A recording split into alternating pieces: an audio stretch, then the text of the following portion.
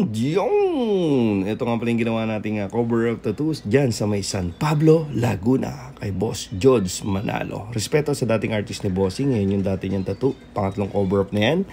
Your old tattoo, palitan natin ng colored tattoo. Kaya ba? Kaya yan. Tsatsagain mo lang. So nakalive yan sa Memo TV FB page from start to finish. So sinend sa atin ni Boss George yung picture ng dati niyang tattoo. Then ito yung resulta nung kinover up natin. Medyo glare pero natakpan. Mas maganda yan pagka fully healed na. So ATB Tattoo and Cleansing, Tech Product Philippines, thank you sa mga sponsors natin. Ito yung setup natin. So tips and tutorial muna po tayo. So bago yun, magpasalamat muna tayo sa ATB Tattoo Spray. Meron silang spray foaming during, after. Ang galing, may cooling effect. And then ang Tech Product Philippines naman, napakaganda. Meron silang stencil, napakagaling. Pagka nagkamali, merong stencil remover. Meron din silang wipes, meron din silang foaming, and meron silang ink mixing solution. Also yung ginagamit nating glide. Ginagawa ko kasi during tattoo, pag sobrang pinapalambot ko yan ng glide, kaya talagang nako-cover up talaga. So tsatsagain mo lang siya. So ang ginagawa ko kasi sa cover up, bina-bloodlines ko muna lahat, pero may kulay na yun. Kumbaga parang 3RL, yan, papalibutan ko. Then shadingan natin, kukut-kutin natin. Habang hindi pa nagsasubside, hindi pa umaangat yung kulay, ililipat-lipat ko siya. Ayan nga pala si Jade, yung anak ni Boss. Nakanta yan, na sumali rin yan sa mga patimpalak sa may San Pablo. So birthday, parang graduation ni Jody Manalo yan. Chumempo nung naka-schedule si Bossing kasi from China si Bossing.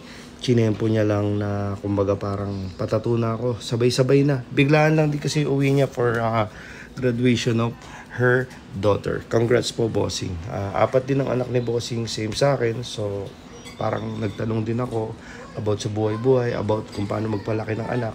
Kasi hindi lang naman sa pagtatato tayo gusto natin mag-innovate. Also sa pagiging tao, pagiging magulang, at pagiging responsableng ama. So ayun.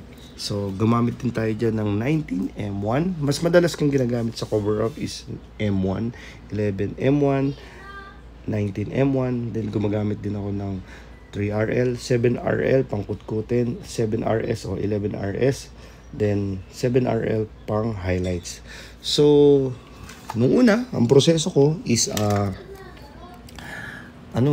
dark, simula baba pataas, pero dapat pala better para less yung hugas, less yung foaming, para wala mong halos pa mamaga.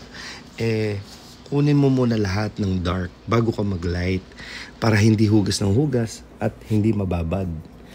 So habang iniikot ko siya, for example, kulay ako sa baba, pataas, habang dinalabas yung kulay pa, lalo na yung mga yellow, iniikot ko yan. Kumbaga chinatsaga ko siya ng paikot. Basta ganun lang, always innovate lang. Dapat laging mas better than yesterday. Hindi mo pa makukuha yung tagumpay, huwag kang titigil. Huwag kang titigil. Kasi ang tagumpay nasa dulo. Kung di mo pa makuha yung dulo, huwag kang titigil. Basta sipagan mo lang, babaguhin ng sipag ang buhay mo. And sa lahat po na gusto magpatato, PM lang ho kayo down to avail a free layout and schedule. So ngayon, magla-live tayo ng food trip, then mag-e-edit tayo, then magtatato tayo. Then tomorrow, nasa Gimba, Nueva Ecija po tayo. So may schedule po kasi tayo, dapat may emergency sa Davao. So magiging vacant po ako. So baka may gusto pong sumunod yan sa may Nueva Ecija para isang puntahan na lang po tayo. So ganun lang. May mga negatibong nangyayari sa buhay mo, pero laging mo titignan yung positibo. God make way, not too early, not too late, but always in a perfect timing. Laging aral ang negatibo. So, yung negative, okay nga yan eh. Pagka nakaramdam ka ng negative, positive na sunod niyan. So, yun, maraming salamat. Ito yung resulta ng ating 12 hours yata ito, mahigit eh. Kasi dahan-dahan lang yan eh. Yan. So, wag mo masyadong pilitin sa mga light part or yung parang realistic. Medyo punta ka na dun sa mga parang color packing pag nagko-cover up ka para wala talagang lilitaw. Alright?